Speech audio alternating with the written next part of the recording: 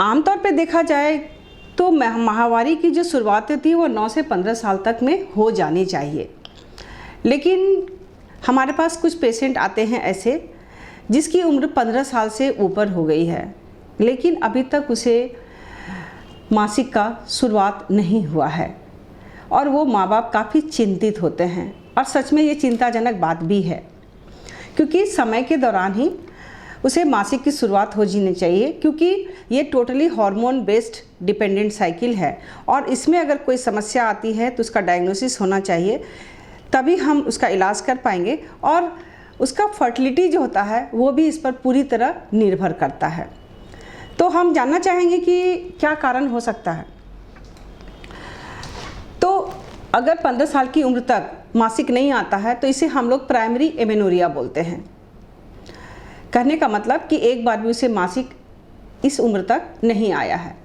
उसका सबसे बड़ा कारण देखा जाए तो हमारा जो है वो हाइपोथैलेमस, जहाँ से हमारा एक हार्मोन रिलीज होता है जो हमारे ओवरी को सिग्नल देता है। तो हाइपोथैलेमस से पिट्यूटरी और पिट्यूटरी से ओवरी को जो हमारा हार्मोनल चेन होता है वो बिल्कुल ही मेंटेन होता है और उसी के बाद हमारा ओव्यूलेशन और साथ ही साथ मेंस्ट्रुएशन, ये दोनों रेगुलेटेड होता है हमारे हाइपोथैलेमस से।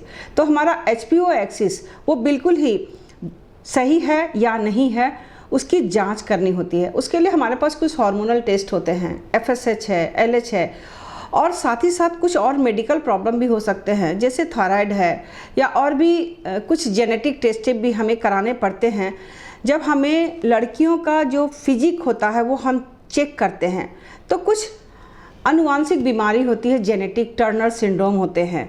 तो उस सारी चीज़ों का फुल एग्जामिन करने के बाद कुछ हम स्पेशल टेस्ट कराते हैं और जिसमें कि एमेनोरिया उसका मोस्ट इम्पॉर्टेंट साइन देखा जाता है। साथ ही साथ अगर लड़कियों में बहुत ही ओवरवेट है, लड़कियों का बीएमआई बहुत हाई है या किसी कारण से उसका ब्लड प्रेशर बहुत हाई है, इन सारे कंडीशन में भी उसकी जो मासिक की जो उम्र सीमा है वो 15 साल से आगे निकल जाती है।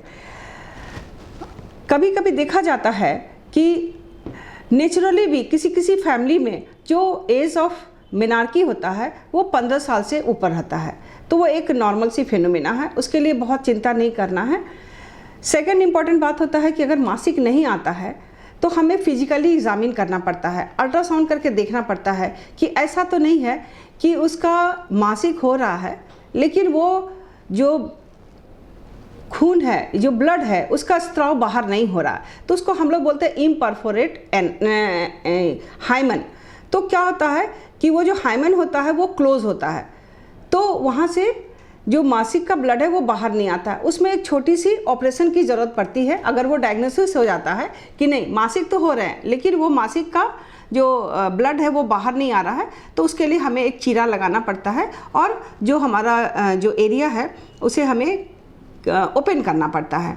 और भी समस्याएं हो सकती है, हाइपोथैलेमस है या फिर बॉडी का कुछ डेवलपमेंटल डिफेक्ट होता है, तो इन सारी चीज़ों के लिए हमें प्रॉपर डायग्नोसिस करने की ज़रूरत है और कुछ जो ऑपरेटिव मैन्यूवर्स है या फिर कोई मेडिकली उसका जो सपोर्टिव ट्रीटमेंट है उसको करके हम उसकी जो मासिक की जो समस्या उसको हम समाधान कर सकते हैं।